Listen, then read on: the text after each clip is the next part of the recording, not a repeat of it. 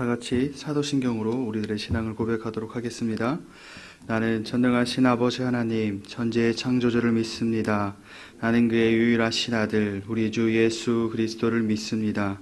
그는 성령으로 잉태되어 동정녀 마리아에게서 나시고 본디오 빌라도에게 고난을 받아 십자가에 못 박혀 죽으시고 장사된 지 사흘 만에 죽은 자 가운데서 다시 살아나셨으며 하늘에 오르시어 전능하신 아버지 하나님 우편에 앉아 계시다가 거기로부터 살아있는 자와 죽은 자를 심판하러 오십니다. 나는 성령을 믿으며 거룩한 공교회와 성도의 교제와 죄를 용서받는 것과 몸의 부활과 영생을 믿습니다. 아멘. 찬송가 276장입니다.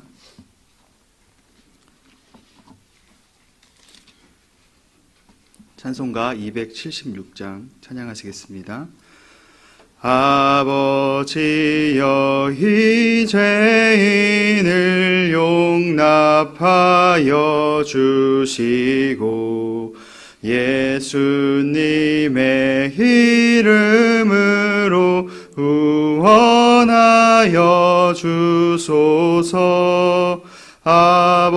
아버지를 떠나 산지 벌써 오래되었고 험한 길에 고난 몸이 이제 돌아옵니다. 전에 하던 헛된 일을 애통하게 여기고 겸손하게 엎드려서 용서하심 빕니다. 은혜 감당 못하오나 회개하는 영혼과 나의 약한 육신까지 아미 드리옵니다. 나의 죄를 사하시려 주님 죽으셨으니 그 공로를 의지하여 주만 의지합니다. 아버지여 용납하사 나를 품어주시고 주의 사랑 평안에서 길이 살게 하소서. 아멘. 오늘 공동체 성경 읽기는 요한복음 3장 말씀입니다. 제3장. 그런데 바리새인 중에 니고데모라 하는 사람이 있으니 유대인의 지도자라. 그가 밤에 예수께 와서 이르되, 랍비여, 우리가 당신은 하나님께로부터 오신 선생인 줄 아나이다.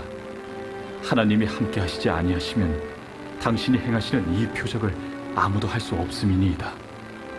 진실로 진실로 내게 이르노니 사람이 거듭나지 아니하면 하나님의 나라를 볼 수 없느니라. 사람이 늙으면 어떻게 날 수 있사옵나이까? 두 번째 모태에 들어갔다가 날 수 있사옵나이까? 진실로 진실로 내게 이르노니 사람이 물과 성령으로 나지 아니하면 하나님의 나라에 들어갈 수 없느니라. 육으로 난 것은 육이요 영으로 난 것은 영이니 내가 네게 거듭나야 하겠다 하는 말을 놀랍게 여기지 말라.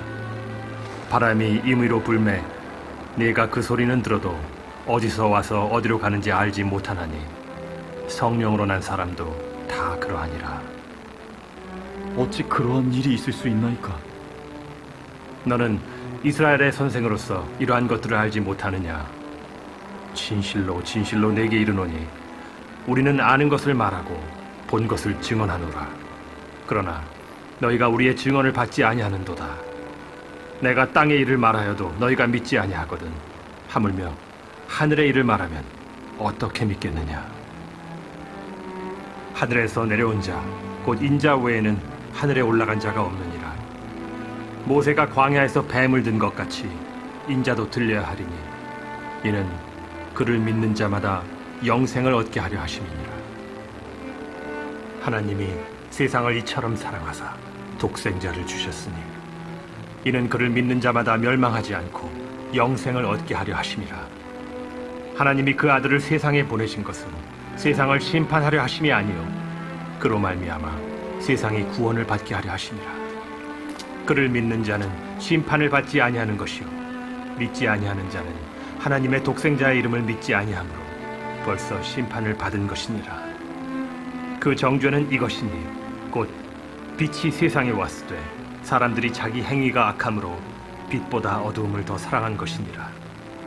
악을 행하는 자마다 빛을 미워하여 빛으로 오지 아니하나니 이는 그 행위가 드러날까 하며 진리를 따르는 자는 빛으로 오나니 이는 그 행위가 하나님 안에서 행한 것임을 나타내려 함이라. 그 후에 예수께서 제자들과 유대 땅으로 가서 거기 함께 유하시며 세례를 베푸시더라. 요한도 살렘 가까운 에논에서 세례를 베푸니 거기 물이 많으니라. 그러므로 사람들이 와서 세례를 받더라. 요한이 아직 옥에 갇히지 아니하였더라. 이에 요한의 제자 중에서 한 유대인과 더불어 정결 예식에 대하여 변론이 되었더니 그들이 요한에게 가서 이르되 랍비여, 선생님과 함께 요단강 저편에 있더니 곧 선생님이 증언하시던 이가 세례를 베풀면 사람이 다 그에게로 가더이다. 만일 하늘에서 주신 바 아니면 사람이 아무것도 받을 수 없느니라. 내가 말한 바 나는 그리스도가 아니요 그의 앞에 보내심을 받은 자라고 한 것을 증언할 자는 너희니라. 신부를 취하는 자는 신랑이나 서서 신랑의 음성을 듣는 친구가 크게 기뻐하나니 나는 이러한 기쁨으로 충만하였노라. 그는 흥하여야 하겠고 나는 쇠하여야 하리라. 위로부터 오시는 이는 만물 위에 계시고 땅에서 난 이는 땅에 속하여 땅에 속한 것을 말하느니라. 하늘로부터 오시는 이는 만물 위에 계시나니 그가 친히 보고 들은 것을 증언하되 그의 증언을 받는 자가 없도다. 그의 증언을 받는 자는 하나님이 참되시다는 것을 인쳤느니라. 하나님이 보내신 이는 하나님의 말씀을 하나니 이는 하나님이 성령을 한량없이 주심이니라. 아버지께서 아들을 사랑하사 만물을 다 그의 손에 주셨으니 아들을 믿는 자에게는 영생이 있고 아들에게 순종하지 아니하는 자는 영생을 보지 못하고 도리어 하나님의 진노가 그 위에 머물러 있느니라. 아멘. 오늘 우리에게 주시는 하나님의 말씀은 누가복음 13장 1절에서 5절까지의 말씀입니다. 누가복음 13장 1절에서 5절까지의 말씀입니다. 오늘 말씀을 함께 읽겠습니다. 그때 마침 두어 사람이 와서 빌라도가 어떤 갈릴리 사람들의 피를 그들의 제물에 섞은 일로 예수께 아뢰니 대답하여 이르시되 너희는 이 갈릴리 사람들이 이같이 해 받음으로 다른 모든 갈릴리 사람보다 죄가 더 있는 줄 아느냐. 너희에게 이르노니 아니라 너희도 만일 회개하지 아니하면 다 이와 같이 망하리라. 또 실로암에서 망대가 무너져 채워 죽은 18사람이 예루살렘에 거한 다른 모든 사람보다 죄가 더 있는 줄 아느냐. 너희에게 이르노니 아니라 너희도 만일 회개하지 아니하면 다 이와 같이 망하리라. 아멘. 예물 봉헌하겠습니다. 감사원금 양은영 권사님, 월삭 감사원금 관동교회 유정혜 권사님 드리셨습니다. 1,000번째 예물 김봉재, 박연희, 김서율, 유준경, 유용선, 김혜자, 유예림, 김유신, 오성경, 김준성, 김준우, 장진용, 김정옥, 장규식, 장진혁 성도님 드리셨습니다. 주님 복 주심에 감사드립니다. 황인돈 지사님 1,000번째 예물 드리셨습니다. 천일작정 감사원금 이미경 권사님 드리셨습니다. 기도하겠습니다. 사랑과 은혜가 많으신 아버지 하나님 감사합니다. 오늘 하루도 우리에게 새 생명을 허락하여 주셔서 이 시간 주님 전에 나와서 말씀과 기도로 하루의 삶을 시작합니다. 하나님 오늘 하루 우리가 살아갈 때 하나님을 더욱더 기억하며 하나님께서 주신 새 생명, 새 하루 의미를 깨달으며 감사하며 살아가는 하루의 삶이 되게 하여 주시옵소서. 이 시간 주님 앞에 나와서 귀한 예물 올려드립니다. 마음과 정성을 다해 드린 이 예물 주님께서 기뻐 받아 주시옵시고 이 예물 가운데 담긴 간절한 기도의 소원, 기도의 제목 가운데 주님께서 축복하여 주시옵소서. 또한 이 시간 주님께 기도하며 나아갑니다. 아버지 하나님, 우리가 기도할 때 하나님께서 일하시고 역사하시는 놀라운 기도의 아버지 하나님 간증을 체험하는 귀한 기도의 시간이 될 수 있도록 우리에게 은혜를 더하여 주시옵소서. 모든 것 감사드리며 예수님의 이름으로 기도드렸습니다. 명절날 고향 잘 다녀오셨습니까? 저희가 어딘가를 가기 위해서 빼놓을 수 없는 것이 바로 내비게이션입니다. 이 내비게이션에는 자신이 가야 하는 목적지를 입력합니다. 그리고 출발하면 이제 중간중간에 길을 안내해 주죠. 그런데 이게 내비게이션이 길만 안내해 주는 것이 아니라 중간에 있는 단속 카메라가 어디 있는지도 알려줍니다. 근데 단속 카메라가 있는 곳은 보통 저 멀리 몇백 미터 전부터 단속 카메라가 있다고 알려주는 거죠. 또한 그 지정된 속도를 넘으면은 계속해서 깜빡이면서 이 속도를 준수하라고 알려줍니다. 이렇게 왜 몇백 미터 전부터 이렇게 단속 카메라는 알려주는 걸까요? 내비게이션은. 그 이유는 쉽게 말해서 단속 카메라가 있으니 조심하라는 경고의 메시지입니다. 미리 준비할 수 있도록 몇백 미터 전에서부터 알려주는 것이죠. 또한 우리는 매년마다 우리 뉴스나 그런 것을 통해서 재난과 각종 사고의 그런 소식을 접하게 됩니다. 태풍이나 지진으로 또한 불의의 사고로 뭔가 삶의 터전을 잃어버린 사람들의 소식을 듣게 되죠. 그리고 가끔은 몇몇 소식들은 정말 모든 국민을 아프게 하는 그런 소식들도 있습니다. 그럴 때마다 우리는 이러한 일을 당할 때마다 어떻게 나에게 또한 어떻게 그 사람에게 이런 일이 일어난 것인가에 대한 질문을 던지게 되고 또한 이러한 일이 다시 생기지 않도록 그 원인을 찾습니다. 그리고 그에 따른 대책을 세우는 것을 보게 되죠. 그러니까 오늘 말씀에 보면은 예수님께서 그리고 오는 사람들이 두 가지의 비극적인 그런 사건에 대해서 이야기를 합니다. 첫 번째 비극적인 사건은 이 인간의 손에 의해서 비극적으로 일어난 사건입니다. 우리 1절 말씀을 함께 읽어보겠습니다. 그때 마침 두어 사람이 와서 빌라도가 어떤 갈릴리 사람들의 피를 그들의 제물에 섞은 일로 예수께 아뢰니. 많은 무리가 모여 있었습니다. 그리고 예수님께서 그 무리를 향해 가르치시고 있는데 어떤 무리가 사람들이 오더니 빌라도의 어떤 만행을 예수님께 이야기하였습니다. 이 빌라도가 저지른 만행은 이 유월절을 지내기 위해서 예루살렘으로 왔던 몇몇 순례자들이 있는데 그들이 희생제물을 잡는 동안 로마 군병들에 의해서 군대들에 의해서 학살을 당한, 그러니까 죽임을 당한 그러한 일이었습니다. 이 사람들이 예수님께 와서 갑자기 이 사건을 말한 이유는 무엇이었을까요? 우리가 두 가지로 추측이 가능합니다. 첫 번째는 빌라도의 악함을 드러내서 예수님께서 그 전까지 말씀하신 긴급히 뭔가 회개해야 될 대상이 빌라도 같은 악한 사람이란 것을 말하려는 그런 의도가 담길 수 있고요. 두 번째 의도는 빌라도에게 죽임을 당한 사람들에게 초점을 맞춰서 그들이 회개하지 않았기 때문에 그들이 죄를 지었기 때문에 이렇게 죽임을 당한 것이다 라고 그런 것을 드러내기 위한 그런 의도로서 말한 것일 수 있습니다.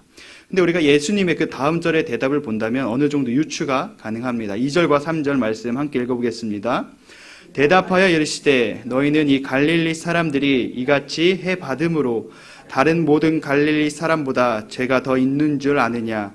너희에게 이르노니 아니라 너희도 만일 회개하지 아니하면 다 이와 같이 망하리라. 예수님의 그 대답으로 추측해 볼 수 있는 것은 예수님께서는 이 빌라도의 만행을 말한 사람들은 빌라도에게 죽은 사람들이 죄를 지었기 때문에 그에 합당한 벌을 받은 것이라고 생각하고 예수님께 물었던 것입니다. 그러니까 빌라도가 악한 사람이다라는 걸 말하는 것이 아니라 이 죽임을 당한 사람들에게 책임이 있다라는 것을 말하기 위해서 예수님께 이야기했던 것이죠. 그래서 우리는 이 말씀을 통해서 이들의 기본적인 사상을 볼 수 있습니다. 이들의 기본적인 사상은 인과응보적인 사상이 중심인 거죠. 내가 무언가를 잘못했기 때문에 그에 대한 대가를 당연히 받게 되는 거다라는 그런 사상이 담겨 있는 것입니다. 그래서 빌라도에게 죽임을 당한 이 사람들은 이들이 무언가 잘못했기 때문에 그러한 벌을 받은 것이라고 생각하고 해석했던 것이죠. 그런데 예수님께서는 이러한 모든 가치관을 뒤집는 말씀을 하신 것이죠. 예수님은 갈릴리 사람들이 더 악한 죄인이기 때문에 이러한 일을 당한 것이 아니다라고 말씀하셨습니다. 그러면서 너희들도 회개하지 않으면 이와 같이 모두 멸망할 것이다 이렇게 말씀하셨습니다. 그러면서 예수님은 두 번째 비극적인 사건을 예수님 스스로가 이렇게 말씀하십니다. 4절 말씀을 읽어보겠습니다. 또 실로암에서 망대가 무너져 치어 죽은 18사람이 예루살렘에 거한 다른 모든 사람보다 죄가 더 있는 줄 아느냐. 이 실로암이라는 곳은 이 예루살렘 주민을 위한 식수의 저장소였습니다. 근데 그 실로암 망대가 무너져서 그 망대가 무너짐으로써 죽은 사람이 18명이나 됐습니다. 쉽게 말해서 이 실로암 망대가 무너진 것은 건축 구조에 어떤 결함이 생겨서 무너진 것이죠. 부실 공사라고 말할 수 있습니다. 그 공사로 인해서 18명이라는 안타까운 생명이 죽게 됐는데, 만약 지금 이러한 일이 일어났다면 뉴스에서는 어떠한 참사로 기억될 것입니다. 근데 이때 당시의 사상으로 본다면 실로암 망대가 무너져 죽은 것은, 이 망대에 무너져 죽은 사람들은 그 사람이 무언가 잘못했기 때문에 이러한 벌을 받았다, 그렇게 생각이 되어질 것입니다. 그런데 예수님께서는 이러한 자연적인 죄지만 이들이 뭔가 죄를 지어서 이러한 벌을 받은 걸로 해석하지 않으셨습니다. 예수님께서는 3절의 말씀과 마찬가지로 여전히 그 가치관, 인간보적인 그 가치관의 사상과는 전혀 다른 말씀을 하고 계신 거죠. 우리 5절 말씀 함께 읽어보겠습니다. 너희에게 이르노니 아니라 너희도 만일 회개하지 아니하면 다 이와 같이 망하리라. 예수님께서는 3절에서의 말씀과 마찬가지로 회개하지 않으면 이와 같이 다 망할 것이다 라고 말씀하셨습니다.